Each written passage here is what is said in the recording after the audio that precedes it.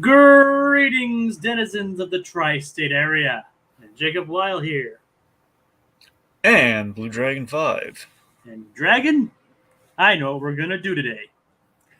We're going to activate the Recap-inator and discuss my favorite cartoon, Phineas and Ferb.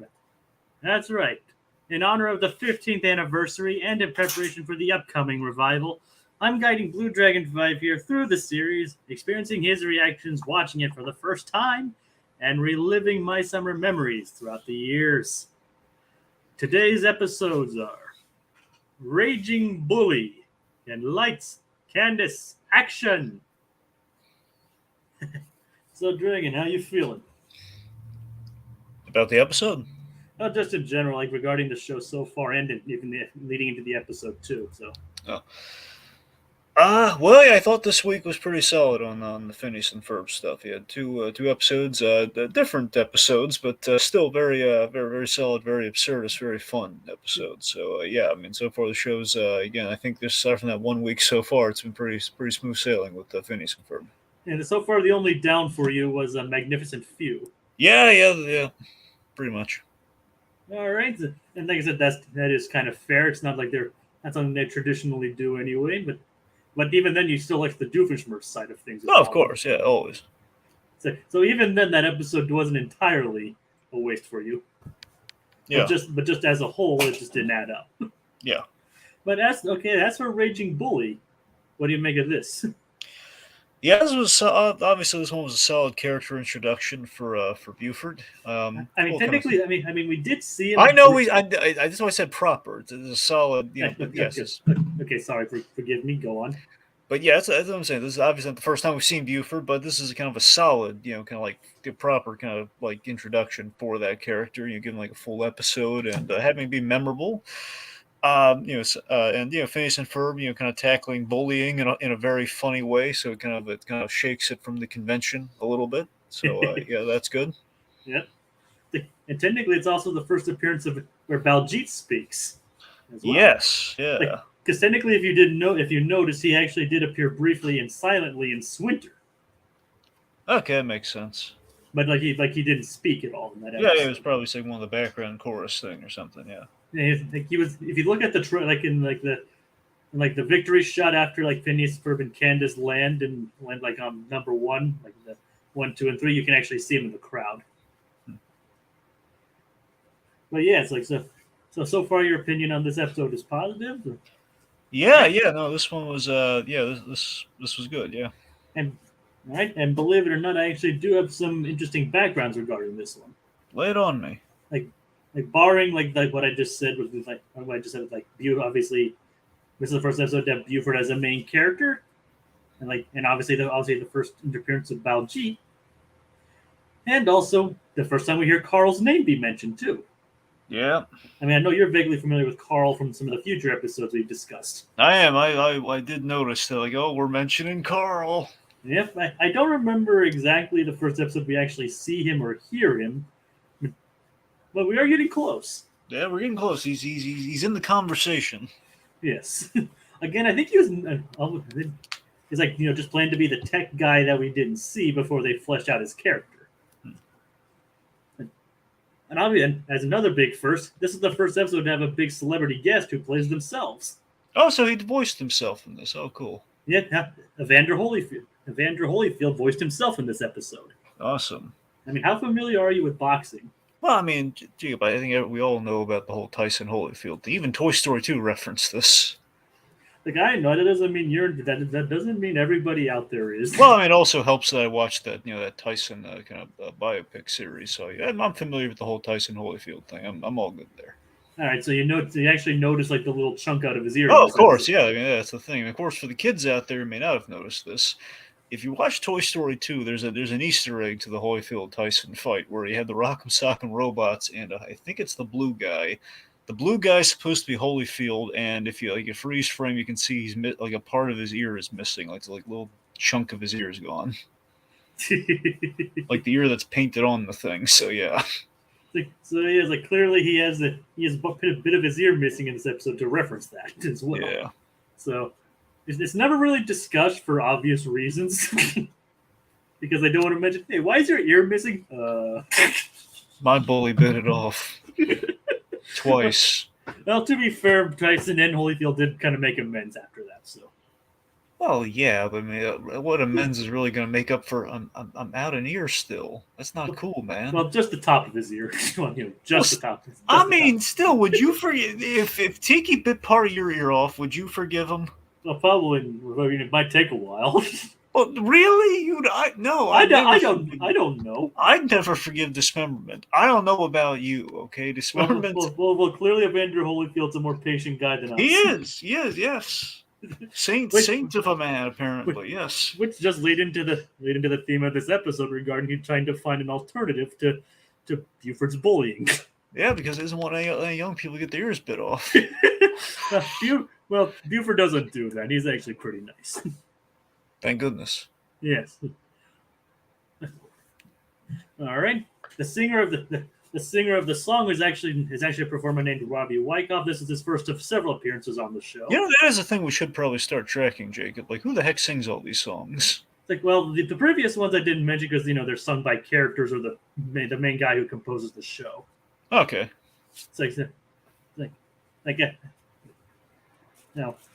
I think, but yes, I will keep better track of that if the information is available. I mean, if it's somebody note aside from just the guys doing doing the compositions and composing and such. Like I said, I mentioned like how Ferb's usually performed by Danny Jacob, who composes the show and everything, and right. And I think Swinter was performed by actress named Laura Dickinson. She's also a semi-regular on the performer on the show as well. Yep. All right. Okay. It's like, and a couple of things. Another funny thing about the announcer, it's like if you did you notice how his lines like imitated by any viewers at home or something like that? That's actually a direct reference for a note they got from the S&P. No, that I'm aware. That I really laughed at that one because I know the whole BS&P of how that whole thing goes, and that makes sense. Like, yeah. Yep, it's like a direct quote that they included from it. I know. I thought that was brilliant. Like using the direct BS&P note. That's awesome. Yeah. And of course, it's actually, and I'm sure you're familiar with the "Let's get ready to rumble." That guy actually voiced the announcer in this. Oh, so cool. Yeah, his name's Michael Buffer. All right. And one more bit of information. This episode was actually censored a little bit from its initial broadcast. Really? Well, it's censored as in something was changed.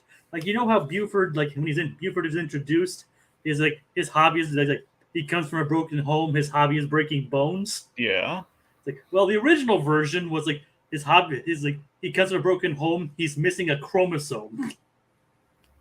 Wait a minute, that was the uncensored. That was the censored. No, like that was the original version that they used. He's missing a chromosome.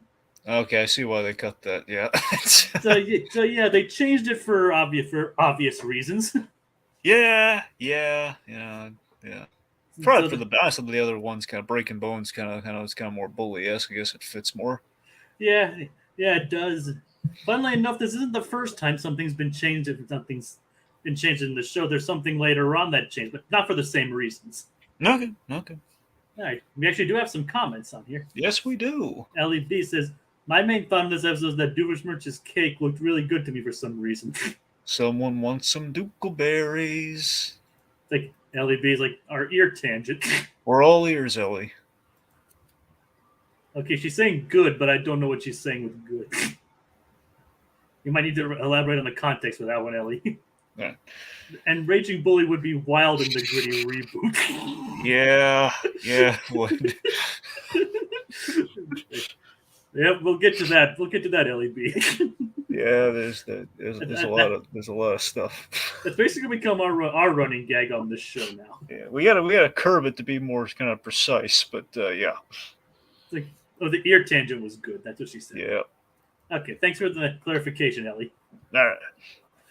All right. So that clears up the background for this episode, more of it than usual, but especially with the whole S&P thing and the whole line censorship, probably one of the more interesting ones in this show so far. Yeah. All right, blank is. All right. So I guess we can go into the highlights then. Yes. So first there was one thumb, and then there was another thumb. And you saw the thumb come from the side, and then bounce off against the rope. No, seriously, the actual. That's the episode itself. So we go to the mall, Jacob. We go to Googleplex Mall again. I like this location. I like when we go to the Googleplex Mall. Yeah, it is. It's a nice mall. Yeah, it is. So, and I love the reason why. There's something to track. This kind of correlates to the previous episode. I love the reason we go to the Googleplex Mall, which is Linda and her trio. Apparently, they do a little, was it like kind of free flow jazz? Yeah, and the two that the other people in her group are Isabella's mom and Jeremy's mom. I forget. Oh, it's Jeremy's mom. Yeah, the blonde dude. Did you see the blonde lady with like the poofy hair or whatever? This is the first time we're meeting Jeremy's mom. I believe so. Yeah, I think that was. I think she. I might be wrong, but maybe it's in a later episode. I'm mistaken. But Jeremy's mom is also part of her quartet. Okay. All right. But Isabella's mom is definitely part of it too. Cool. I like that all the moms are friends. That's kind of cool. It is nice, yeah. Anyway, so it's really nice that they're doing this jazz gig at the Squat and Stitch kind of knitting area of the mall. Essentially, it's like a little knitting club that meets in kind of this little section of this giant Mall of America sized mall. And that's not the first time we actually see that place, see that knitting area either. There's an upcoming episode with another musical number.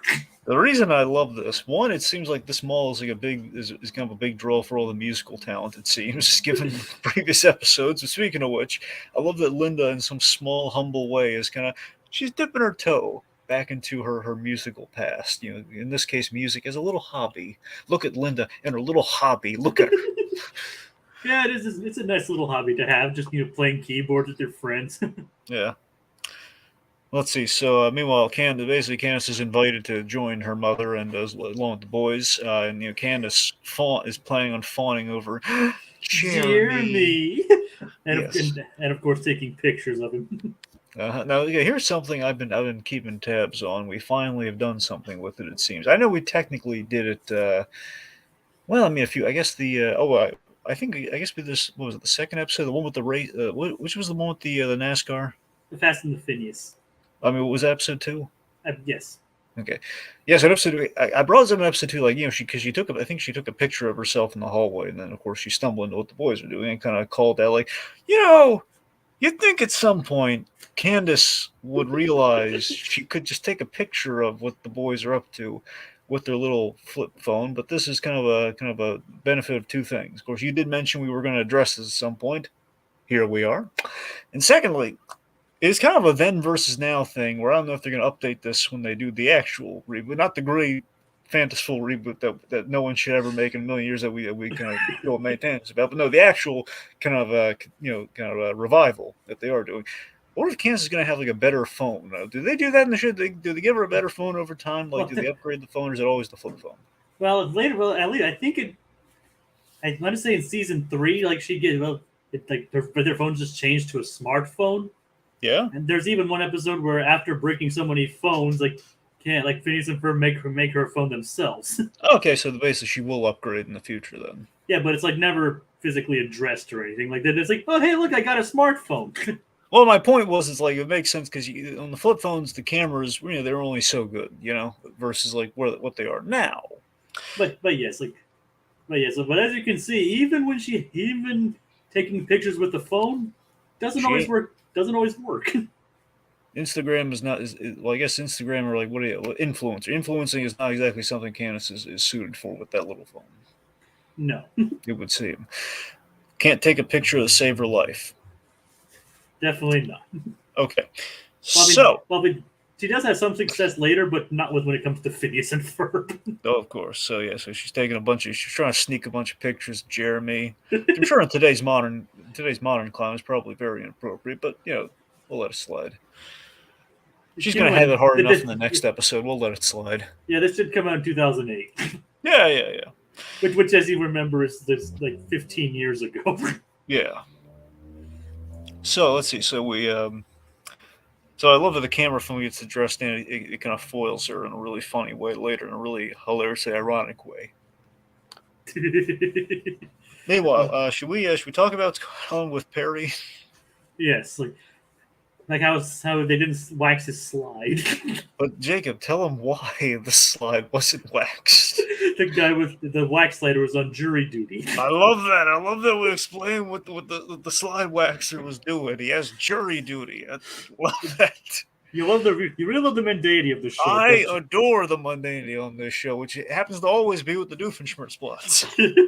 Oh yeah, it's like Doofenshmirtz's schemes are usually like the most mundane but petty things. I love it. That's the crossover we need. We need Doofenshmirtz meets Mojo Jojo. That's what we need. And the Loeb in there for good measures to make it a trio. I mean, to be fair, they're both kind of parodies of mad scientists and stuff. That they are. It's like, and LEB like brings up like the slide waxing war. Yes. Yes. We add it to our backup lore. See, here's the spin-off. Okay, the spin-off is the slide waxing guy.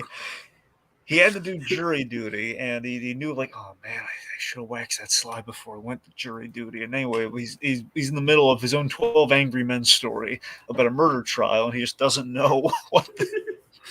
Anyway. So this is a spin-off of the Gritty reboot. Well, yes, Jacob. I thought that was apparent. And do I have to spell everything out to you?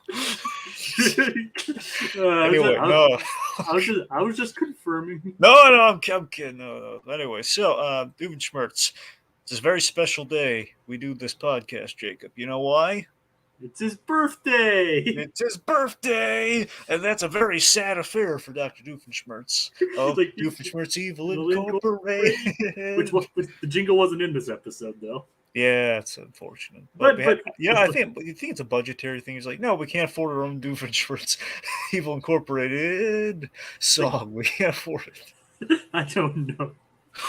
But in its place, we did get probably one of the most famous of Doofenshmirtz's backstories. Oh Lord, yes. Let's talk about it. So it's like Doofenshmirtz mentions that he didn't have his birthdays have always been like a miserable affair throughout his life. Going back to the original one, it's like it all began on the day of my actual birth. Both of my parents failed to show up. I love the logic there. If you really think, wait a minute, how does that work? It's like, it does bring that. Like I said, I mentioned this to you when we covered Night of the Living Pharmacist. No, I remember you did. No, I was enjoying seeing it. Like, oh wow, they literally did not.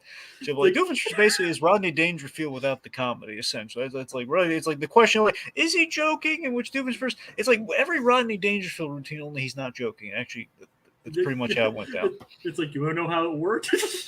Exactly. You never know. Basically, the laws of physics and nature themselves wanted to make Doofenshmirtz's life miserable. I mean, do you think? I mean, if you overthink, it's like, was he adopted? Did she just kind of come in like oof, and then just kind of walk out? That's how it worked. It's like sometimes it's better to sometimes it's scarier not seeing something. Sometimes it's funnier not knowing how it works. Because eventually they had to claim him or something. But anyway. Yeah, they just weren't there for his birth. Yep, they missed out on the birth. Both of them. Hey, both his mom and his dad weren't there for his birth. Yep. They were there for his brothers, though, most likely. Oh, for sure, yeah. They probably left him because his brother's older, isn't he? Or is he younger? Younger brother. Oh, okay. Younger brother, yeah. Let me put this like Heinz is the older brother. That makes sense. And his younger brother his name is Roger. Yeah, I remember Roger Doofenshmirtz, yeah. Yeah, the mayor, as you see. Yeah. You remember him from Night of the Living Pharmacist. Yeah, exactly. That's why, yeah. John O'Hurley voiced him, actually. Oh, yeah, it's even better. I know you're kind of a fan of John O'Hurley. Yeah, let's talk about the cake episode of Seinfeld. So, yeah, Jay Peterman, he got this antique piece of wedding cake that Elaine accidentally ate. And anyway, we're gonna move on from there. Okay. So, but speaking of cake, though, I'm sorry. Before we get to cake, we should talk about his 5th birthday, Jake. What happened during Doofenshmirtz's 5th birthday? He had learned to throw birthday parties by himself. He had to throw his own surprise birthday party himself. Yes. So he's there, like, his hand in front of his face, and he's at Gunther's goat cheese. Let me look it up. I didn't write it down. I'm sorry. It's like Gunther's goat. I think it's just Gunther's goat cheeses. I think you're right. Let me see. As in like a Chuck E. Cheese, like Chuck E. Cheese's. So basically goat cheeses. Basically a low down dinky kind of thing. Gunther goat cheeses, you're right. Yeah, so basically it's a foreign offshoot of Chuck E. Cheese, essentially. Yeah, it's like featuring all the animatronics and apparently Olga and Chicago Joe, the lice. And they're gonna pop up again. Yep.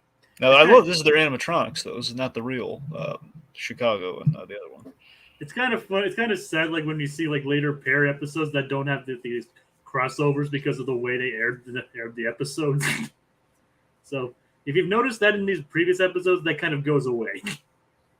I see. I mean, there are callbacks, but like not exactly like in the same pair of episodes. Gotcha.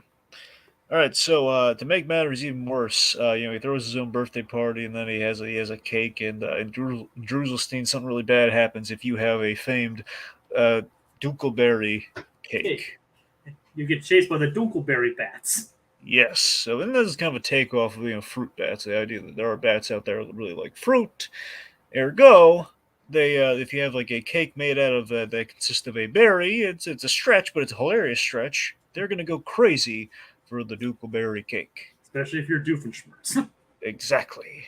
Like, no pity, no pity for the lone Druselsteinian boy. You feel bad for the kid, but I do, right? Don't you feel bad? Honestly, here's the thing, it's so funny. Both these episodes that we're going to be talking about here, tremendous amount of sympathy for Doofenshmirtz, in which I don't think Doofenshmirtz. I know this is technically the more evil plan of the two, but still, when you think about it, though. What's he really after here? He's going to hypnotize people to celebrate his birthday with him after he's had so many rotten ones. And he's not going to hurt them. They're going to be fine. They're going to get cake. Maybe it's not going to be the best cake. I don't know how Dunkelberries taste. I mean, how do you think Dunkelberries taste? I mean, the cake looks pretty good, actually. But the cake looks great, but so the chocolate. I mean, the chocolate had fish in it. I don't usually like fruity cakes anyway. Yeah. So, but it does look pretty good, though. I mean, I'm saying still, the point being, plus, we don't know he's like forcing you must eat the cake. We don't know he's going to force him to eat the cake. For all he knows, he wants him to attend the party, at least take a slice of cake. Maybe they can take it home and then give it to people. Who knows? But my point is, what's he really after here that's so bad? Why couldn't we have let him get one in? I don't think it's more like what he's after. I think it's more his methods. Still, his methods are like, hey, it's a sporting event anyway. Hey, who wants some cake and to sing happy birthday? All these people had to do was sing happy birthday and clean up after the party. That's all they had to do. Well, and how did he go about doing that? Well, mass hypnosis, but still. With the Slave-inator. The Slave-inator! Yep. But I think we're getting a bit ahead of ourselves with that. That is true. So. But moving on from cake to ice cream. Yes. Boy, if we had sponsorship this episode. It's like kind of funny how we just got done talking about Quantumania. Yeah. A lot of the ice cream will never end. Yep. Well, in this case, obviously Phineas and Ferb are at the mall. They're figuring out what to do after they separated from Candace. And Baljeet is there doing summer homework. Yep. So, and of course, Buford just barges in and just pushes Baljeet off and sits where he was. Yep. Doesn't doesn't he kind of sit on him though, because he's peeling him off his back, but it does look like he knocked him over though. So was that inconsistent, or did we just misremember that? Honestly, it might be right. Yeah. But either way, he did push Baljeet away and then just sit where he was. So that's a thing. So anyway, so he's so Phineas is eating, I think some pistachio ice cream. I would believe that sounds about right. I mean, it's green without there's no chunks in there, so I don't think it's mint chip. It wouldn't put it past me. So, and he's eating his ice cream, and when he's trying to stand up to Buford, he accidentally drops the ice cream onto Buford's pants. Yep, right onto the crotch. And it embarrasses Buford in public. Yep. Which, of course, Phineas is about to get beaten up for. So here's something I should have made a note to talk about this during the background, but interesting parallel. Not one for one, mind you, but Povenmire storyboarded a premise kind of similar, vaguely similar. Hey Arnold. He was one of the board artists on 24 Hours to Live, which of course is essentially the proof of concept for Hey Arnold. Oh, it's like, is that which one? You know, where Arnold accidentally beams Harold in the head with the ball, and then he basically you got 24. Again, this was the pilot that then I think they put in like later in season 1 or season 2 or something, in which they reanimated. It started off as like a comic, and then turned into a short they put in front of a movie somewhere. I think Harriet the Spy or something. I'm not sure. And What's and it then called? it's called 24 Hours to Live. All right. Anyway, I didn't. I knew he was involved in Hey Arnold, but I didn't know he was like involved in that specific. well, I'm saying in storyboarding it. So I mean, that was like Craig Bartlett did that as a comic, which then eventually became the pilot, like basically the animated short that was basically they recolored things, but then they eventually readapted it properly in the animation style later into Hey Arnold's run. Which in retrospect they probably should have made the first episode of Hey Arnold, given that it would be like Carol be characterized more as a bully in that episode versus like just the kind of the more walking the line as he tends to do. Oh, all right. Anyway, the more you know. Bum bum bum.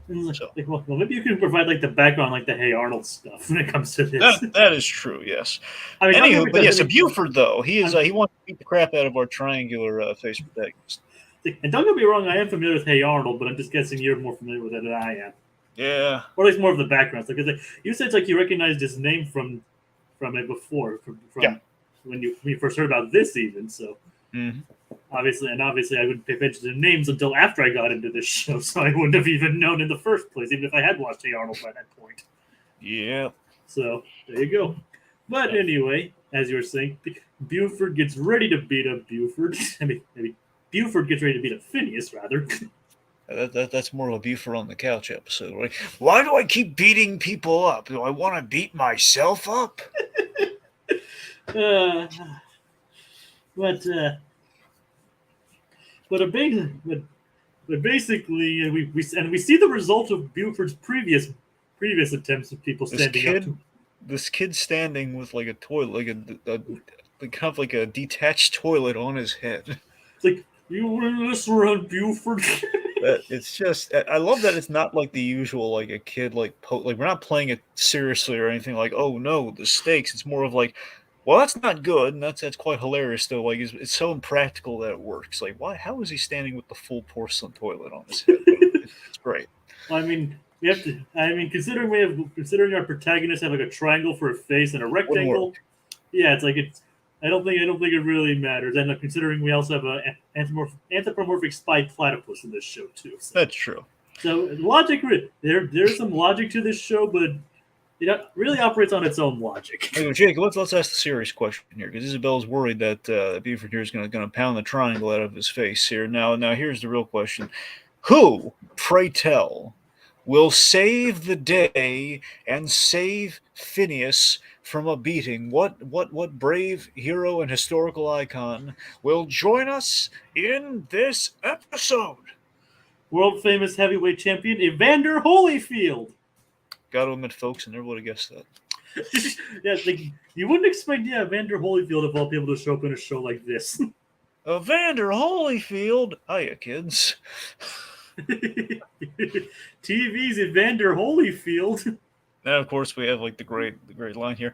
Aren't you a little old to be a professional boxer? Yes, Yes, I am.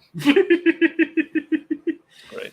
Yeah. So he's mediating things here, and he basically suggests, no, if you're gonna have a fight, you can't do it in here. You got to do it 3:00 after the mall, outside the mall. The time-honored tradition. The time-honored tradition, yes. So they do that, and then he's going to train him and get him whipped into shape, and we do this in the most ridiculous of mall-centric ways, and it's quite fun. I mean, the funniest thing is it kind of fits in with Phineas and Ferb because, like, are we clear for 3? Ding. Yep, we're good to go. Right. Like he has him running up an escalator. Buford goes to a gym specifically for bullies. That gym's name is Wedgie's Gym. The gym for bullies. Yeah. So we let's see. So I liked all the dummies at Wedgie's Gym where you have like the one that's like built. They basically it's like one of those boxing kind of boppo sort of like clown things. Only in this case, when you hit it, you dunk it into the toilet. And also knock books out of its hands. Yeah. Well, those are like kind of cardboard standy sort of things. Oh, you knock the books out of their hands there, and then you have like a dummy that you wedgie. Yeah. And of course, while he's boxing the meat like Rocky, we have Phineas boxing like a string of sausages. Yep. It's like he's got to get into shape, and as the song goes, not the shape of a triangle. Which is really funny. Yes. Then we have like the Dance Dance Revolution kind of footwork going on. Yeah, it's like, Rocky it ain't. Nope. Wouldn't it be funny though if like Stallone, he's like doing Paramount Plus stuff and everything right now. What if just Stallone is like? It'd be so hilarious to me if like It's the years wouldn't. Stallone could come in the Rocky and the Gritty reboot. Well, I was thinking something a lot simpler. I was thinking like perhaps his daughters would be like, assuming the ages would never line up on this, just for argument's sake. Let's say 15 years ago they were much younger, and it's like, hey, Dad, watch this Rocky parody. What? Okay. Well, the kid's boxing the sausages, huh? I never thought of that. It's a lot easier. I would have been like, stop breaking my hands on that. All right. Like, who knows? Maybe thanks, and if there's a Gritty reboot, they could have Rocky Balboa. Yeah, there you go. Or Sylvester Stallone. And of course, he'd steal all the folk. The episode would then derail. It's like, man, I want to watch this Rocky show now, but there's Rocky. It's kind of basically, I want to watch the show in which Rocky's guest stars in all the Rocky parodies. This kind of goes on his way. It's almost like the Incredible Hulk with Bill Bixby. Only it's Sylvester Stallone. Yeah. Anyway. So let's see. So again, they're getting ready for the big box. They're getting ready for the big fight, but the big fight is not exactly the big fight you think it is. It is for standards and practices, it is thumb wrestling, which is a great concept. I know this is brilliant because one, I love that it's kind of making fun of the BS&P notes of like, well, we can't. It's twofold. One, you do have the legit BS&P note they didn't read, in which you can't have the kids get into physical harm because honestly, it was going to be the un-PC thing to say. Honestly, at this point in time, I think still to this point today, we're getting a little there. We were transitioning to kind of the namby-pamby generation. Let's be honest. We're kind of transitioning from, hey, Arnold, there were actual physical, kind of bodily threats. You go back further, people would actually get beaten up.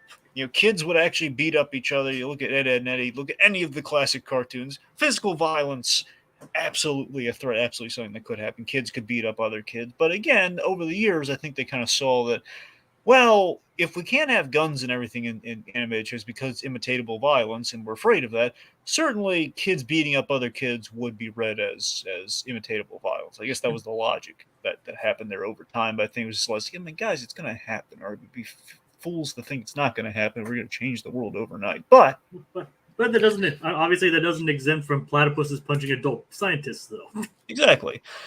The other thing. So that's a way to get around it. That is true. Again, it's like the old robot thing. You can do any horrific thing ever you want, as long as it's not human, as long as it's a robot. But as long as it's not human and it's not an animal, you can do anything you want to it. Well, as long as it's the animal doing it. That's what I'm saying. So, Doofenshmirtz, he can't punch Perry. He can't. At least not by his own hand. Like a robot does it, it's okay. But he can't do it. Like, well, technically, as you notice in Across the Second Dimension, another platypus out of dimension self actually does slap Perry. Exactly. So there's that.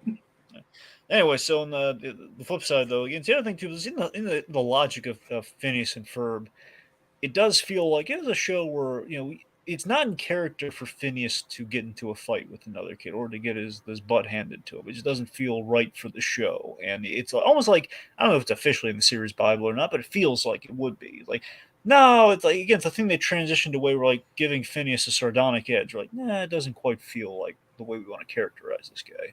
And even if the original Phineas had an edge, it doesn't seem like he kind of got to get into a physical altercation.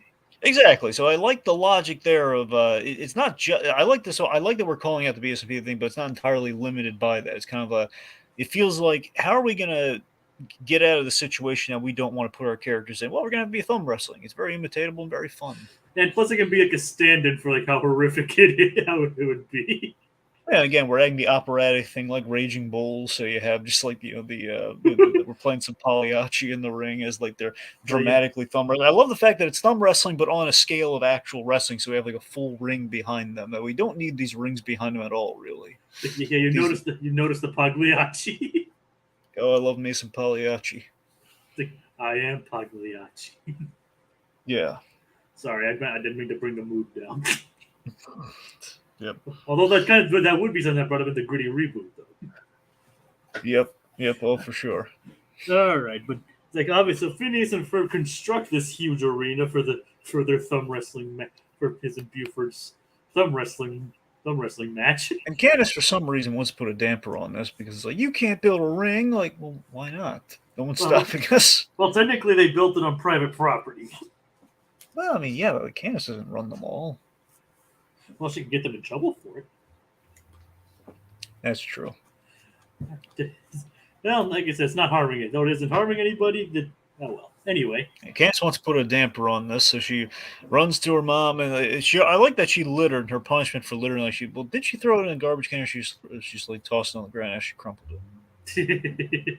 Like, yeah, she got rid of it, and obviously she tried to use it, but it's not working. So, and all the merch has been sold out for this big event. I love how merchandised and publicized this event is, by the way. The thumb war. Yep, the thumb war. And let's see. So then, of course, we have this genius gag of Candace takes a picture with her phone, very logically, which she's wasted all the other pictures by taking pictures of Jeremy. And so she has to choose between taking a picture of Jeremy actually ready for a picture, or bust Phineas and Ferb. I love that Jeremy was like balancing all these things so illogically, how the heck would he? But then he really was cheating. That's how he did. He's like they're like attached to his elbows or something. Still impressive though. No, for sure. Yeah, I mean, he still not only balance them on his arm, but keep them attach them to his arm, but also balance them nonetheless. Sure. So it's still impressive regardless, even if he was cheating a little bit. Yeah. Anyway, so he's finally ready for a picture, and if she does not take it, instead she just runs off, gets a picture of the boys, and then shows it to Linda. And what does Linda see? Phineas covered by a thumb.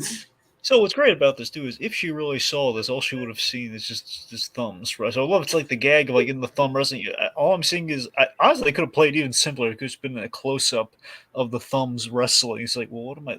Your thumbs in the picture. No, Mom, it's not my thumb. It's like I'm looking at thumbs here. What is this? Yeah, but yeah. So Candace's thumb was on the thumb picture, which is priceless.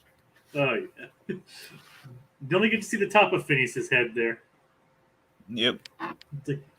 He has style, he has grace, his nose takes up his entire face. That's true. Meanwhile, what's going on in the sky? Doofenshmirtz, Perry. Well, actually, before that, we had to talk about Perry's escape. Also, Perry's death trap. I love that Perry the Platypus was in this giant bowl of Dukelberry cake batter. It quickly hardened, so he's unable to escape. So he pulls out, basically as a nod to 60s Batman, he pulls out all these the equivalent of the bat sprays, of the shark repellent spray. He pulls out like all these whistles in compartments. Read out the whistles, Jacob. It's like, I don't know the actual whistles. Cat, dog, cow. He'll call back the cow whistle. Komodo dragon, sardine, whale, and bat. Yes. Obviously, the last two are very importante. You have the whale, which he calls a whale, only for one purpose, really. Well, the thing is, he had the whale and the bat one mixed up. So he's trying to call the bats to get them to eat the cake, right? Get rid of the batter, but he accidentally called the whale, and the whale crashed into the side of the building. Really funny. It's like you'd think you'd be able to tell the difference based on the shapes rather than where they are. You'd think so. He calls the whale by accident. Yes, and it's like I feel bad for the whale. It looked like he was kind of dehydrated almost. Well, yeah, this is a very terrible spot to call a whale at. But it came anyway, so. It's like those are very good whistles. For sure. Oh yeah, I mean they're a lot better than the ones that Candace used for those cows. It's like, apparently these are probably special agent grade. Oh, it'd be funny. What? What if this was? I they didn't go this way ultimately, but what if this is actually a secret kind of backup thing? Of like say he calls like other agents of Alka that are animals. I mean, technically, there are like they have actually. I think they have communicators like specifically, but not whistles. But Well, never mind then. like, and there actually is a whale agent that we see later on. Yeah. Hey, I heard what you did to my cousin, you SOB. Like, He's still in the hospital. oh god. And then you have like, and this for the dark, this is for the dark gritty reboot, mind you. This is where you have just like, it's like almost like like cops in a procedural cop drama. Just like he's really angry and upset with each other. He's like in the hallway with he's giant and lumbering because he's a whale. Saying, "Hey, my cousin's in the hospital because of you." Because you couldn't get the whistle strings, pushing him against the wall, like they have all the other aides like split them apart as they're about to get into it in the hall. Like, yeah, you better run, platypus. Yeah, What are you anyway? It's like my cousin tried to play banjo, and this is how you were paying. Yeah, you remember the banjo playing whale, right, from the old Disney movie or whatever. Yeah. All right, I just wanted to, it's like I didn't know. Sure? Wait, are you thinking of the whale that was at the Met? I don't know if it was the whale. Maybe it was. And it was like the banjo. That one didn't play a banjo. I remember there's a whale at the Met who sang opera. The opera singing whale. Like he played a banjo briefly in House of Mouse. That might be where I'm getting mixed up. Okay, there you go. But I think we're talking about the same whale. Okay. Anyway. So Perry, the Dukeleberry bats come in. They free him. They eat all the cake. And he goes up to Doofenshmirtz's giant skiff. Mm-hmm. Like where he starts beating up Doofenshmirtz with party supplies. I love the fact that it's party supplies and it's like all these awesome. Here's the thing. This is why I really feel really bad for Doofenshmirtz. I don't think he was in the wrong this episode. Really, I mean, he had really cool party supplies. Yeah, like paddle balls and like the hats, and he had like there was like the noisemakers. No, those called streamers, or am I thinking of something else? Well, it's like a little thing you blow into at New Year's. It's just another noisemaker, but they have two types of noisemakers, so I forget if there's a specific name. They have the ones you blow into and the ones that you spin around. It's like I just like the creativity in this fight, like using these different party supplies to fight each other. Like Perry going up and using blowing into different noisemakers to poke Doofenshmirtz in the eyes. Yeah, that's great. Like one of the more creative fight scenes we've seen so far. Yep. And of course, and obviously Doofenshmirtz launching party hats at Perry. Yeah, probably wouldn't have done much damage. Probably at least hurt him in the eye a little bit. But I love the idea of attacking Perry the Platypus with hats. I got to be honest. I think that's really good. The irony. That's what I'm saying. LAB and I seem to be on the same page here. I'd go to his party. Not gonna lie. I wouldn't eat that cake, but I'd take some home. Well, his cake looks better than his chocolate anyway. I mean, the chocolate looked good. It had fish in it, so I wouldn't eat that. Well, I mean, considering the way some other countries make chocolate, who knows? Yeah. But anyway, well, and as we learned, he's also not too bad at making cheese either. But we're getting ahead of ourselves. Well, he was actually really good at making cheese. He was actually. But anyway. But Point. They're mixing up. They're having a fight while the other fight is going on. So we're kind of cross-cutting between the fights a little bit there, which is funny. And then, of course, they're cueing the Pagliacci in the ring. This is looking like the end. So again, it seems like Phineas is doomed. But then, so what's the big thing Doofenshmirtz is going to do during the climax of the fight? Dallas Dragon. No, Barrett the Platypus, I'm going to shove ice cream in your face. I love that, it's the cake and the ice cream, and the ice cream, by happenstance as well, also happens to be, I think, pistachio ice cream. Yeah, basically the same kind of ice cream. And from earlier. And Perry gets rid of it in a very interesting way. He pulls out one of the whistles. He calls the whale. Calls the whale. And basically, it leads to one of the strangest. I wrote notes. It leads to one of the strangest sentences I've ever written. The whale that Perry summoned with his whistle knocks Doofenshmirtz's ice cream onto Phineas's head, ending the thumb war. Yep. That's a weird sentence even in context. Yeah, pretty much. And the cake lands on Doofenshmirtz's face, and the bats eat it.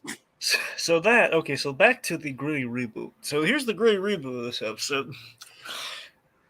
We do that ending, only Doofenshmirtz is killed off in that moment. Kind of like we keep killing off all the Blofelds in the Bond movies. In this case, it's like, and the bats swarm around him, but Perry Platypus looks over his shoulder. He's like, ah, and there's the silence, and he's dead. Then we reveal that there's actually, again, it's kind of almost like kind of a Batman Joker dynamic between Doofenshmirtz and Perry Platypus, in which they keep cloning each other, so they note that they're not unemployed essentially.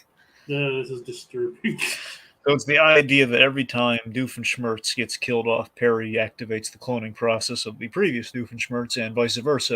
So again, it's taking the demented, we're going to do this forever, ad infinitum, literally, and we will never stop doing this.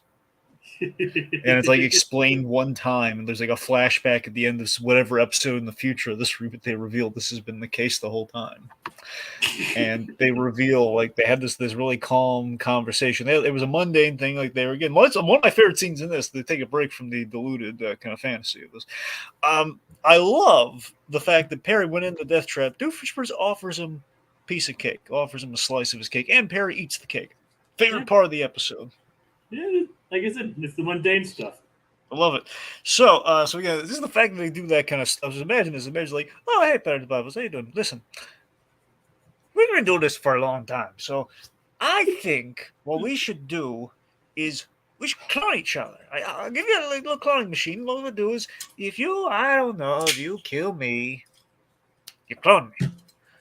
So the game keeps on going. And if I kill you, we'll celebrate, then afterwards, clone you right back. Huh? What is it?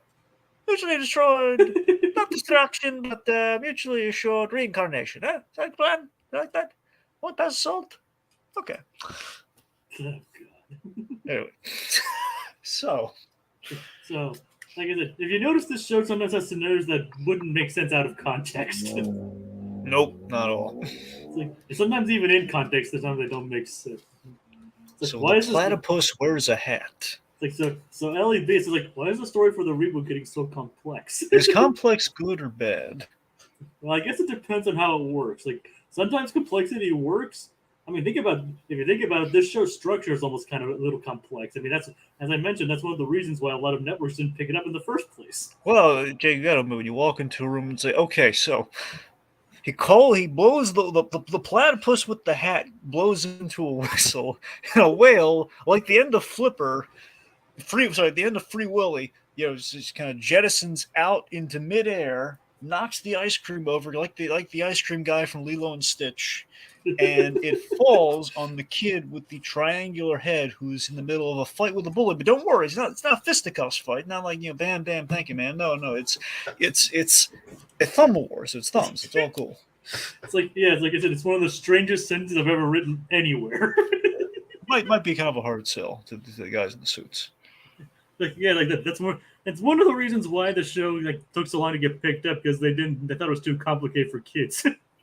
Yeah. Anyway, so anyway, the ice cream does fall on Phineas's head, which Buford he's like, you got humiliated in public too. Even Steven. This is the moment where Buford really comes alive for me, where it's like, you know what, this Buford kid, he's not, he's kind of in the Harold space. Also, it helps that he also has that one tooth, that bulldog looking tooth kind of sticking out, much like Harold does as well. I wonder where Pavi got that one. Regardless, it's also triangular head, football head. Wait a minute, I know where Pavemeyer's getting all of it. No, I'm kidding. I think there are kind of similar design philosophies. The main reason the characters look the way they do is they kind of want them to be easy for kids to draw. Yeah, he's got a friend who's got a rather rectangular head going, a cylindrical rectangular head going on. I've seen that look before. In a duo. Well, yeah, you were saying about Buford? Oh, yeah, and Buford really did come alive for me here, where it's the idea, he's not all bad. He's not a rational bully. He's not a guy oh, God, Buford's not necessarily all fear and dread. It's okay, Buford's shtick is that he's a bully, but he does have, I kind of sniffed this out in the later things that we've talked about already. When we've seen Buford, okay, it seems like Buford's going to be fun. Basically, Buford seems to be the best bully characters in cartoons. You have our bullies that are not just one dimensional. Bullies that have layers to them. Bullies that are Buford is a bully, but he does have fun with it. He's just still, at the end of the day, he's a kid. The fact is, he's still. If we want to like him being around, we don't want him to be like, oh man, this guy's a real jerk. Why is he around? We don't want to be like Onion or something from Steven Universe. Not that he's a bully, but I don't like that kid. Regardless, it's one of the things going into this, so they really didn't want to like include like idiots or jerks. Yeah, exactly. So he's kind of like Binky from Arthur, or Harold from Hey Arnold. So he's kind of in that class of like, oh, by the way, same design thing, because I think Binky also had that tooth thing going on. I think I'm not sure. It must be a bully thing. It's gotta be. But yeah, it's like that is the good thing about Buford. Like he's like, I think mainly because it's like kind of funny, and they mainly do it for like comedic sake. But did you see like a lot of different like hidden layers beneath Buford? Like, yeah. like he gets a lot of like development as we see. Like, well, I'm not going to obviously spoil anything because you'll obviously discover yourself. But Buford really changes like from here. It's like he mainly becomes like really a bully in name only to Baljeet just Baljeet really. Yeah. And even then, it's like it's more kind of like a border, not even vitriolic, just like okay, it's like not even really vitriolic, just kind of like it's just kind of like this is what we do kind of thing. Right. Okay. And there are other episodes that like focus like where Buford and Baljeet like the main focus of the episode. Okay. Like so we will be seeing more of them, and obviously we'll get to see these characters grow and change. All right, so there even Steven all works out. Candace looks like a loon as usual, and then we have this gag where it's, "Hey, want to do it tomorrow?" Like, nah, I don't think so. Then we have Ferb with his one line of the episode, which is, well, Phineas is like we have to keep moving forward, which is of course a nice touch to Walt Disney, of course. Yep. Again, Ferb's like, sharks have to keep moving forward, or they'll drown. You calling me a shark? I think he was taking his compliment, by the way. I don't think he was getting upset about that. It's like, well, either way, he got up close to Ferb, and Ferb went all Vulcan nerve pinch. Yep, he gave him the Vulcan nerve pinch. Yeah. Like, well, he was all up in my face. What happened? Which technically, by production standards, this is the first time Ferb speaks twice in an episode. That's a good point. Yeah. I mean, technically, it's not a big deal, but if you count those as two separate lines, this is the first time he's spoken two sentences in a single episode, not counting singing, obviously. All right. So. Okay. All right, so I think that does it for that episode. Moving on to Lights, Candace, Action. Action. All right. First, technically, and I don't have as much extensive background for this one, but obviously we need to go into your impressions first. Yeah, so this episode kind of reached me as like, let's punish Candace for an episode. I thought it was kind of quite funny, It's like, she had this coming for a while. We're gonna punish her for a bit. We're going a little Looney Tunes with it, but sure. And I think the Doofenshmirtz gag, the Doofenshmirtz plotline in this was utterly priceless and wonderful. And I mean, look, maybe not a Hall of Famer, but I really enjoyed it.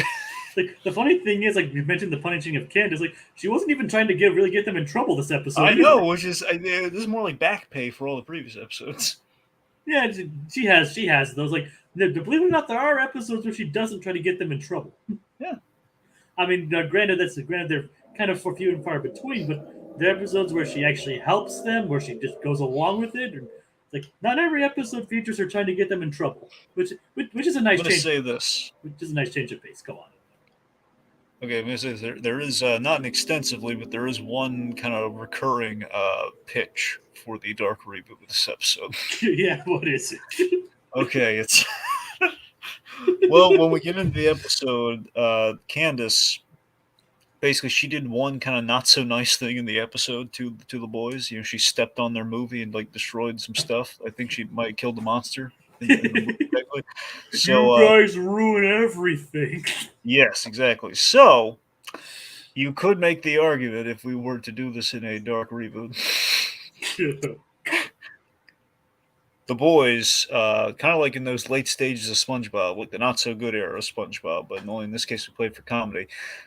Again, for the dark sake of the Dark reboot, we do like that dark thing from SpongeBob they did when they shouldn't have done it, where it's like, hey, SpongeBob's doing all these things that end up blowing up in Squidward's face, in like with a smile, even though it's very much being spelled out to him. It's like maliciously with a smile they're doing all this. Like, what if you just take the episode? Everything still happens the way it does. Only there's like that little twinge of intention behind Phineas and Ferb, in which it's like Yeah, well, like why Phineas, why Ferb, why all the real rats and the real spiders and all the stuff, and why all my dreams and everything? Why'd you direct the movie and all this? And the answer being, well, you ruined our movie, so we're doing this to you now. That's it. That's all that punishment, all the mind games, all of it because she stepped on their movie and said some not so nice things to them. Like obviously after he steps on it, and when they get the job to direct the movie, Ferb, I know what we're gonna do today. We're gonna punish Candace, driving our sister insane. Yeah, and of course that leads to the episodes talked about prior, and we just kind of changed the airing of things. It's a reboot. We can take some liberties, as you can probably guess. We're gonna have Candace.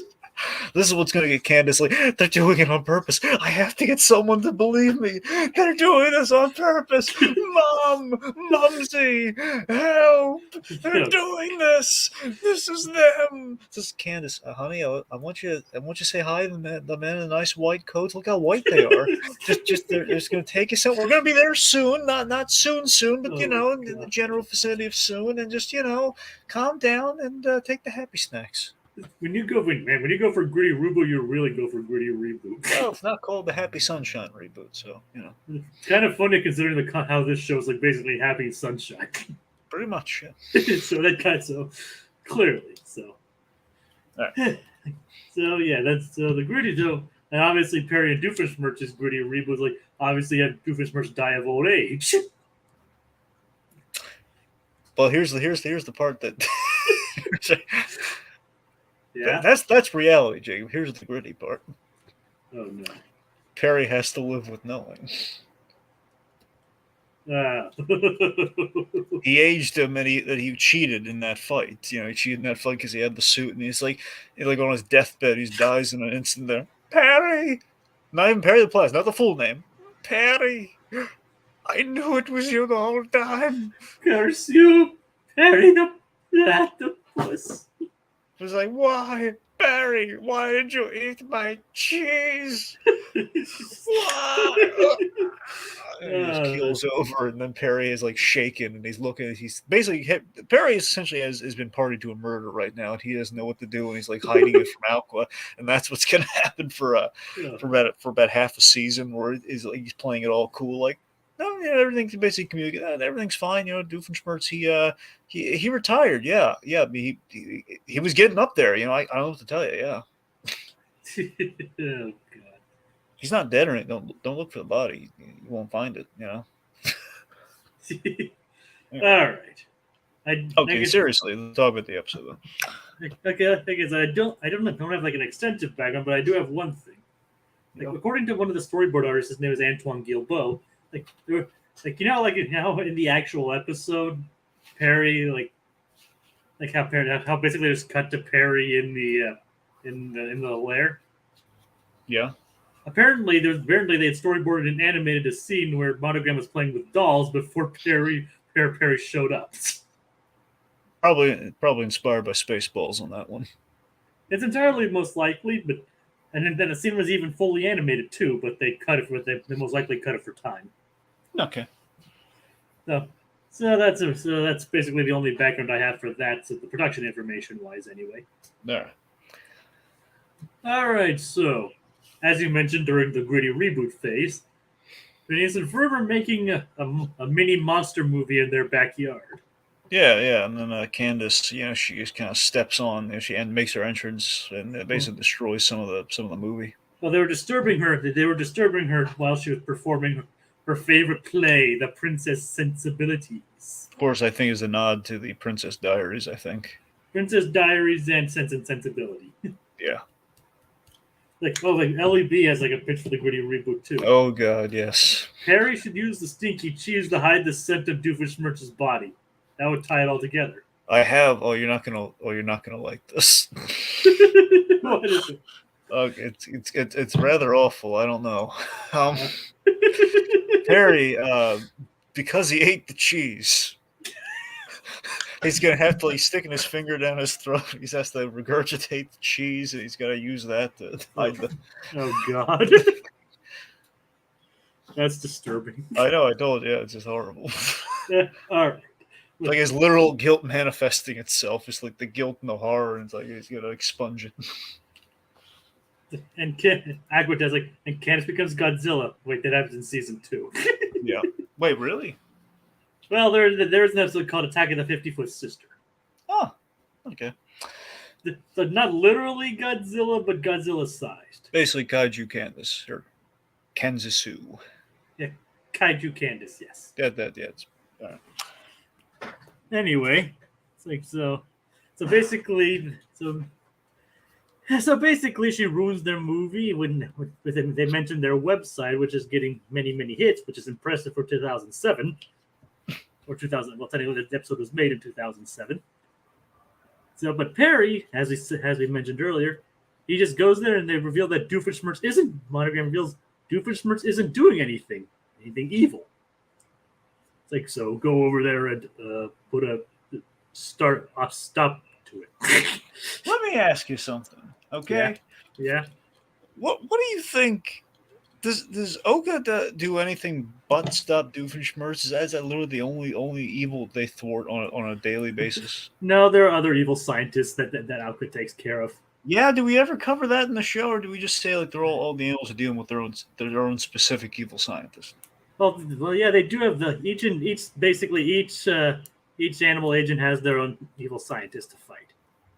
And there actually are a couple episodes where we do see the other evil scientists. Like not extensively because I'm not going to reveal everything, obviously. But, well, of course. But later on, the villains actually form a top secret organization. So I don't know if it was mentioned in Night of Living Pharmacist, so I'm not going to bring it up here. But we'll get to. I think it's in early season 2. And if you want to build a website that gets as much attention as Phineas and Ferb, use today's sponsor, Squarespace. Now, we are not sponsored, LEB. No. Unfortunately, we are not sponsored. Nope. I mean, maybe one of these days we will be, but... Well, at some point, people are going to pay us to shut up, so maybe that'll work. Yes. Anyway. After learning that Doofenshmirtz isn't doing anything, Perry goes to investigate, which his exit actually takes him through the street. And not just like, his exit, like, turning around or going through a manhole. No, he literally crashes through the street. I can't remember if it was in this segment or the previous segment. I love how Perry was he launched out of the base in like the ejector seat and then turned to a helicopter. Was that this episode or was that the previous one? That was this one. Yeah, I love that. Previously, remember his entrance previously was just the wax. It was the wax slide, and apparently his exit slide also wasn't waxed. Right. We should cover Perry's entrances as running gags because he does a lot of those. Right. But yeah, it's not. I guess maybe not. But yeah, that was this one. He flies away. Well, it's going to be really numerous if we cover all those. But sure, I mean, yeah. But it's a funny gag to mention. But that is true. But either way, like nobody notices the giant floating chair flying away. That chair reminds me of Batman. Did you ever see the Whirly Bat? Like there's this Batman vehicle that even the DCAU they used the DCAU during Justice League like once, maybe 2 times. I think just once, honestly, because it was the most Bruce Timm found it to be the most ridiculous Batman vehicle in the history of Batman. They wanted to get it in there once, but it just never looked good to him. And I always thought it was like, as a kid, I always loved the design of it. But basically, it's Batman in a chair. It's like practically an office chair. Let's be honest. He's like in a chair. What's it called? The Whirly Bat. The Whirly Bat? I think it's called the Whirly Bat. And the Whirly Bat essentially is like it's like a chair, and it's basically on the back of the chair. It's like literally what Perry's in. It's a chair it has like a little place you can put your feet on, and it has like a little helicopter blade at the top. Hence the Whirlies. So it's a little Whirly Bat. I'm gonna look that up right now. Whirly Bat. Oh, good lord! Are you seeing it? Yes, I'm seeing the old comic version of it. Okay. And yeah, so am I right? It's the chair with like the little helicopter thing on top, right? Yes. That's right there. Yeah. Oh god. That is hilarious. I love Golden Age comic books or Silver Age comic books. That's the thing. It made its way into one episode of Justice League. I forget if it's Ultimate or not, but I think it's yeah. I mean, Unlimited? Yeah, from JLU. Sorry, yeah. I thought you said Ultimate for a moment. Well, no. The episode's called It's called Ultimate or I think it's either called Ultimatum or I think it features the Ultimate in it. That's why I'm thinking it's Ultimate, but it might just be Ultimatum. Huh. All right. Oh, there you go. Anyway, but yeah, seeing as Barry Doofenshmirtz basically exists to parody superheroes, mad scientist, spy stuff, it makes sense. All right, so obviously Candace goes to the set of the movie, which is conveniently being filmed right downtown, and agrees to do it for free so she gets the part. Basically, leading him to hire the producer to hire the hottest directors in town. apparently a duo and they're brothers. So he's hiring the Russo brothers. Can you believe it? Candace has been hired by the Russo brothers. Too good to be true? Well, you're right, it is. And the two brothers are actually her brothers. Yes. Phineas and Ferb, yeah. And this is what I'm talking about, Jake. This is like in the reboot. This is like the dark, like, hey, you ruined our movie. We're gonna ruin your movie. Which is fun, obviously, because kind of here they're not ruining it on purpose or out of malice or anything. This is the way business works in Hollywood. It's like, hey, we want you to direct this movie. We're gonna turn it into our movie. Like Aquatat has this to say, like, it's one of my favorite episodes solely for how funny it is. Oh yeah. Like, it might not have a lot of the emotional impact or anything, but as far as comedy goes, this one is like it has like a great A plot and a great B plot. True. Okay, but okay, as you notice, like two of Candace's trainers are Olga and Chicago Joe. So, yeah, and of course, the movie. I guess you can kind of say the movie itself has kind of got a gritty reboot in the form of Curse of the Princess Monster. Yeah. Yes. Yeah. You could look at it that way. Yeah, because yeah. It's more like a gritty adaptation, I guess. But sure. All right, but after all that, we finally catch up with Perry, and where does he go? Doofenshmirtz Evil Incorporated. And this is one of my all-time favorite jokes. I love this so much. So Perry, I laughed so hard when this happened. He breaks down Doofenshmirtz's door. And then Doofenshmirtz lets him have it, and I love what he does here. He says, don't you ever knock? I mean, the door wasn't even locked. I mean, you can't just barge in, destroy people's doors, and you're going to pay for it. That's right. And he pulls out this little wall. It has like a platypus. Is a foot or is a tail? Like he pulls like a little logos on the wallet. That's probably the foot. Yeah, I think it's a foot. And he basically he's forking over some bills for the door, and then like initially gives the Doofenshmirtz like, I mean, come on, and then he says like, no, come on, it wasn't drywall, it was solid oak, and he gives him more money. He pays for the door, and then he reveals like I've retired from evil. Yeah, he's retired from evil, and he's now going to cheese making. And I love how the cheese making process apparently requires milking a cow over a cauldron. I love that it looks evil because it's it's in Drusselstein. It just looks like unpleasant. Yeah, things were quite different in Drusselstein. Yeah. Okay. Here's yet another kind of little small tangent into the gritty reboot. Oh no.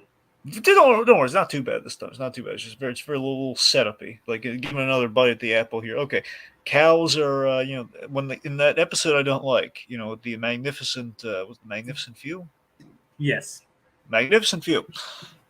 When the cows are stampeding through town, after all the cows pass through, there's one little straggler at the end, and Doofenshmirtz in like a dark alley, he kind of grabs the cow and says, I have plans for you. Ooh, and he pulls him back into the dark alley. And we don't see the cow again until the milking. He's just milking it for cheese. Yeah, that's it. See, I told you it was lax in terms of the grit. Just he kidnapped a cow. He cow napped a cow. Anyway, it's not the only Doofenshmirtz plot to involve cows. Really? We've covered one of them, remember? Oh, right. Sorry. Yeah. Like, you remember, like, that's the spirit. You can turn into a werecow. No, yeah, I remember. Yeah. I'm saying the were cow made me. Yeah, but I thought I was thinking like deliberate gate. Sure. Anyway. like, I might be wrong, but I think that's might be the only one. It may be animal cruelty, it doesn't mean the cheese is bad. Exactly. It does not mean the cheese is bad. And to be fair, like it did look like it was suspended comfortably. So. But the cow wasn't being like tortured or anything. It wasn't being like hit. It was just being, just milk, but kind of in kind of probably what's terrifying the cow a little bit. It's a scared cow. It's not an in pain cow. Like, well, maybe the fear adds flavor. There you go. It's a little adrenaline in the milk.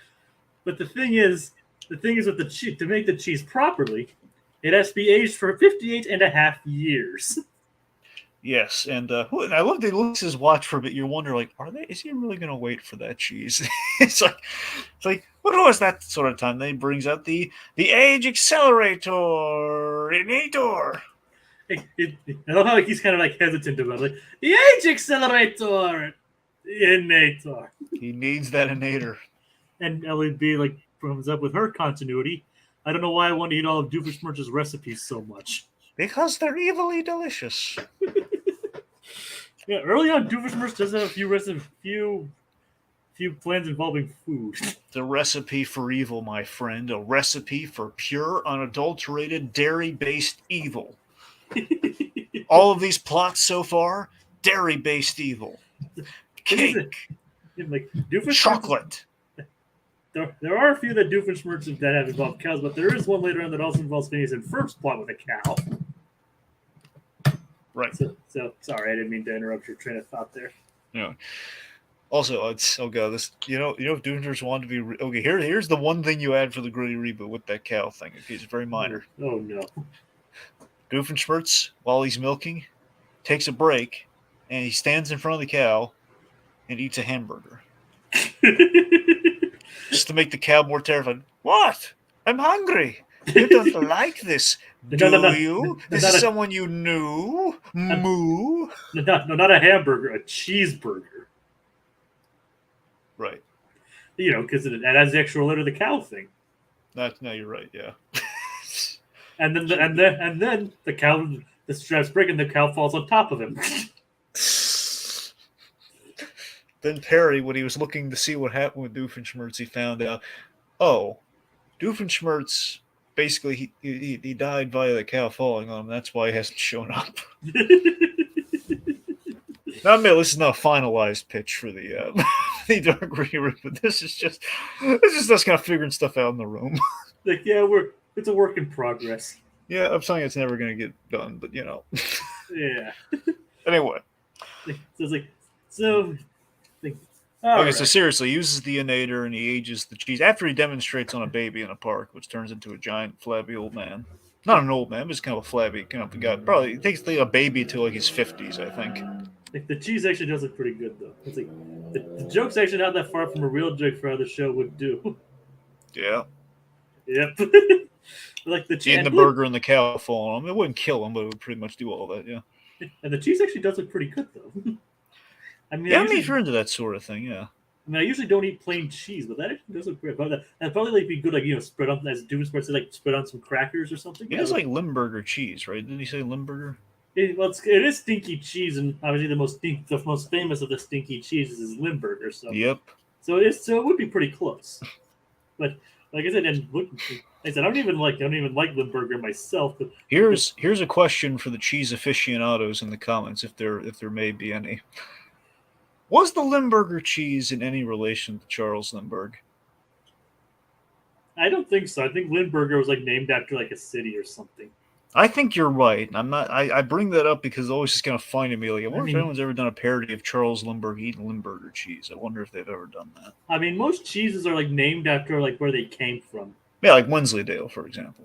Pretty much, yeah. Like like Swiss cheese, American cheese. That kind of exactly. So I think you're absolutely right about this. It'd be really funny though if it was like Charles Lindbergh really liked Limburger cheese. Like, and I might be like messing up some of those, but yeah. And Aquatet is this to say like This gritty reboot sounds more interesting than most episodes of Riverdale. No, that's an easy. After season 2, where Riverdale's went downhill, so you can do anything, then it'll be better than Riverdale. Yeah. How good was early Riverdale then? That's what I'm saying. The first 2 seasons of Riverdale were good. Just good? No. I mean, look, I'm saying I really like season 2. I'm just saying the first 2 are compared to where it goes. I mean, yeah, I really like the first 2 seasons of Riverdale, but everything after that. Well, you said that's kind of the par for the course for Everything's like all the CW shows after 2 seasons traditionally goes. Except Supernatural. But that's a fair point. Supernatural's technically that was like not even on the that didn't start on the CW. It was carried over to the CW because it was on for that long. So. I know, but by the time it reached the 5th season, it was the CW though. Fair point. Point being, which is like it was supposed to be its original ending. Okay, Supernatural being an exception because that one went on that is like the longest running of the shows. That one literally went on for 15 seasons. I don't know if that one really counts in the pattern. I mean that show basically carried the CW. I'm mainly sure. Well, and Ellie B says the worse Riverdale gets, the funnier it becomes. Not for me though. Not for me. I'm just like I'm hitting the fast forward button on it. It's like, oh god, when will it ever? I don't care about Cheryl. When will it end? And she also says that it took 54 years to age its gourmet. There you go. It's like so he's like maybe that's why the cheese we don't hear much of the Doofenshmirtz cheese because it took so long to make. It's like that. I'm blanking on the guy who wrote the song. It's like the cake song from The Tick. The Richard. God. Of course, the PNF reboot would start as bad as possible. MacArthur Park. The MacArthur Park song. If it wanted to reach its true potential. Yeah. What about the McCarthy Park song? MacArthur Park. That was the song. I remember the episode of The Tick. Dave, you did watch the live action Tick, right? Which one? The Amazon one. I don't think I've seen that. I don't remember that one. Anyway, there's a song about cake, and it's like it's like a long ballady kind of song where it's like this. It's Richard something singing this song about. I think it's called MacArthur's Park, or MacArthur Park, and essentially it's singing about like leaving a cake out in the rain, and they use it in an episode of The Tick, and that's why I looked into it. I don't know. All right. Anyway, yeah. So getting back on point here. The age is the cheese. Maybe we should talk about the movie making process first. Okay, we'll talk about the movie making process then. Well, obviously we have Phineas and Ferb directing and Candace behind the scenes. It's like I don't know if you knew how this is how movies are made, Dragon. It's clearly made with just the person standing in one space and people throwing a bunch of props at them. Well, that's how they did half of Endgame, Jacob. I mean, wake up, man. Yeah, just half. The other half was all practical. Yeah. Like half of it was practical, half of it was CGI. Yeah, I mean the portals were real. I don't know what you're talking about. That part was real. Yeah, that was actually black magic. See, the folks at Marvel Studios actually made a pact with real wizards, and that's how they actually do those movies. Yeah, they showed Benedict Cumberbatch how to do that.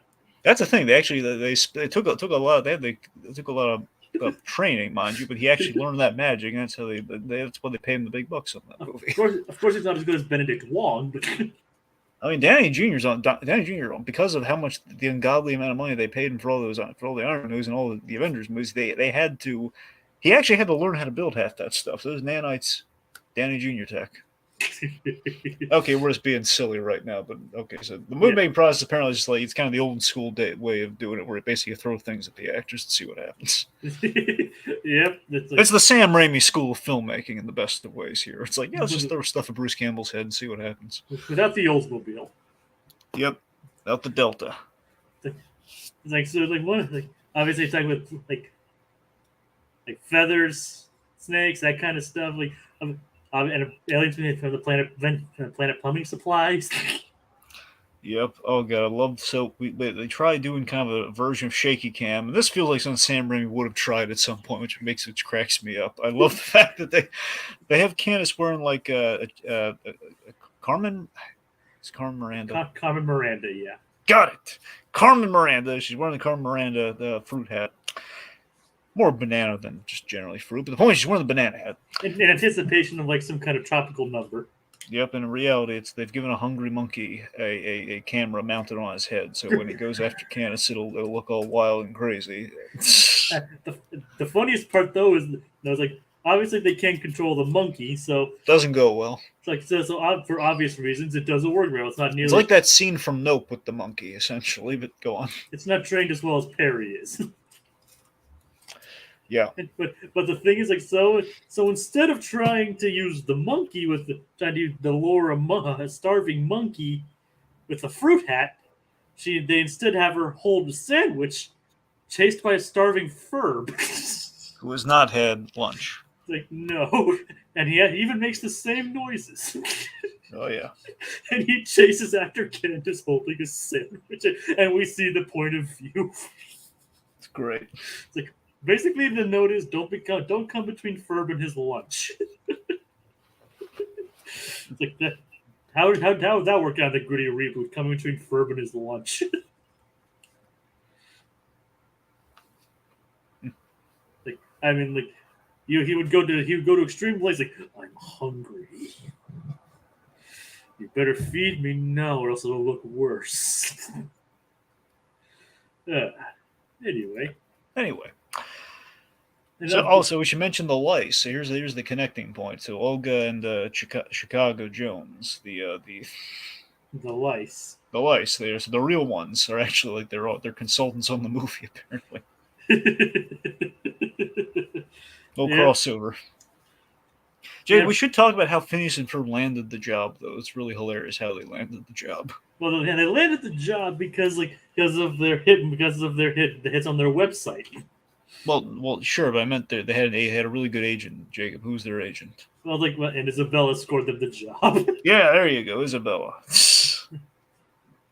They really agree with it's like, and apparently the producer wanted to hire them because of the hits on their website, and didn't even care that they were children in the first place. I love that line that he has too. Of like, we use the classic gag of like, don't you think they're a little young to be filmmakers? Like, look, they get like 170 million hits. They could be in diapers.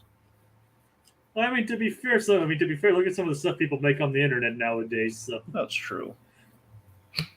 Like, and Aquatez says the gritty reboot just has Ferb as a carnivorous plant.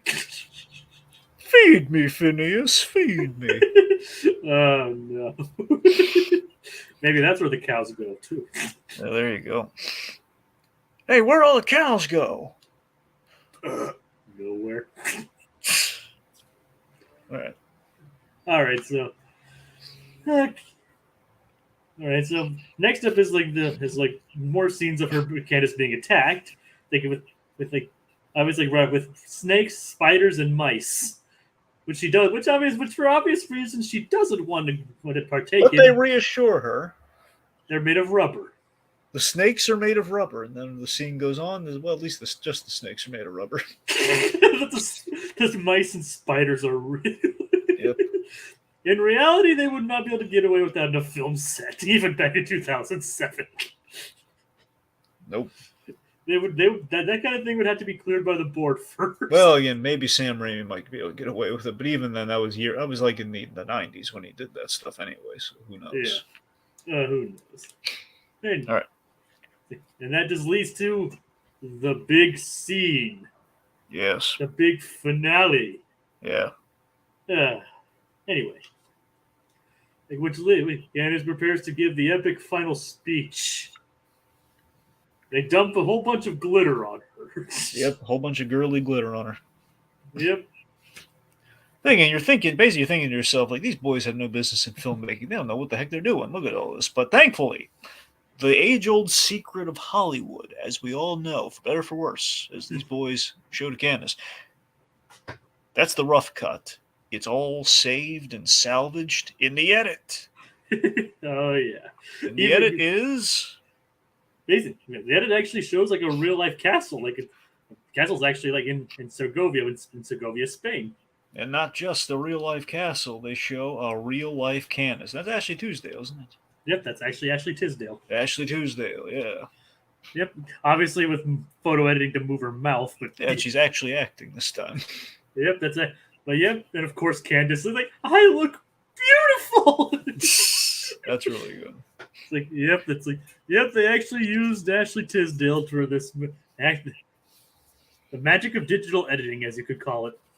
Yep. So then basically they have a screening to see if it's going to be successful. Yes. And now we can go back to the cheese making. Yes, so basically after Doofenshmirtz has aged the cheese, again, this seemingly is like, okay, I guess I don't have to fight Doofenshmirtz anymore. Things are going great for Perry Platypus, it seems. Doofenshmirtz is about to offer him some cheese. He leaves the room to grab some crackers. Like he says, like, but be careful, Perry the Platypus. Once you start, you won't be able to stop. Yep. And So of he course, leaves the room. and the unthinkable, the ultimate betrayal happens. Perry the Platypus was actually the bad guy. This is not a pitch for the Great Reboot. This actually happened. Perry Platypus was technically the bad guy this episode. He ate all the cheese very rudely. It's like, yeah, you can see like the wheel extending out of his stomach. And he's sweating too because he knows, like, oh, I shouldn't have eaten it. Yep. Like, I mean, that's how you can tell how good the cheese was. Perry ate it all. Yeah, for sure. And then Doozer was really upset that he couldn't wait till he brought the crackers back. I don't think it's necessarily that he ate it all that bothers him. It's the fact that he ate it all without offering him any, or just letting him get one in there. It's like, but I created this to make cheese, but I wielded it in anger. So then he's firing the beam, trying to fire the beam at him as he's firing wildly all over the place. And one of the beams hits the test screening audience, which is directed at the target audience, which is teenagers. And the teenagers then turn into the elderly, and the elderly do not care for most movies, so they leave in a huff. They have no good taste. Yep, no good taste. So rough cut. I'm sure if they found the right audience, The Curse of the Princess Monster would have been a big hit. Absolutely, yeah. I think it was cut too unfairly at the knees. True. Speaking of which, the boys essentially upload a rough cut, the original rough cut, up to the internet. Yeah. Yeah, and it obviously goes over well, and Candace achieves her fame on the internet. Yeah, but more like Infamy, where it's like kind of like The Room in terms of success of like, you guys ruined everything. And the earth blows up. Yeah. But of course, that's not the end for Doofenshmirtz and Perry either. Well, yeah. Like, well, what happens is, like, obviously Doofenshmirtz's invention inevitably explodes, as it is wont to do. And they both become elderly, but Perry, almost like 60s Batman, he had like a contingency for this, where he had like an undersuit, so he's like, he's wearing like kind of an anti-aging age accelerator suit. And obviously Doofenshmirtz, I have a surprise of my own. He rips off his clothes, and he's in like boxers and sock garters and stuff, and it's like, well, it's 4:30, I'm going to bed. Courtesy Perry the Platypus. Yep. And of course, the day is saved thanks to Perry the Platypus. Yep, and then Doofenshmirtz passed away in his sleep, and Perry felt awful about it. Yeah, he's fine. Yeah, thank goodness, because seriously, that would have been Perry's fault if that did happen. I was like, man, Perry, look what you did, man. He was justifiably angry at you because you ate all that cheese without offering me. And you broke the man's door. Not nice. He broke his door, and then his heart. Perry, I want your hat on Monogram's desk. He actually does say that in a later episode. Oh, really? He's like, I want your hat on my desk. Oh, it's great. But not for the reasons you think.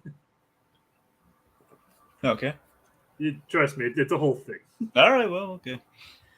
All right. So I think that wraps it up. Unless there's anything else you want to say about this particular episode, Dragon, or any of these. No, I think we're good. I think we should thank the folks. All right. Thank you for tuning in. They have Aquatad LEB and someone named Ira Staten III.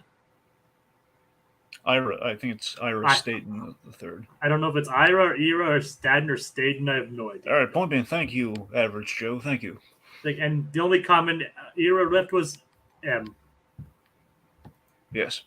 So I don't know if that. So I don't know. Might be a clue. Might be a clue. Either way, thank you all for joining us, and thank you to all of us watching in the future. I think that's a wrap. So. Join us next week on the Phineas and Ferb Recap-inator when the boys search for Bigfoot. Doofenshmirtz has a date. The treehouses wrestle, and Doofenshmirtz trains some pigeons to go after his brother. Good night, everybody. My cake! My cheese! My word.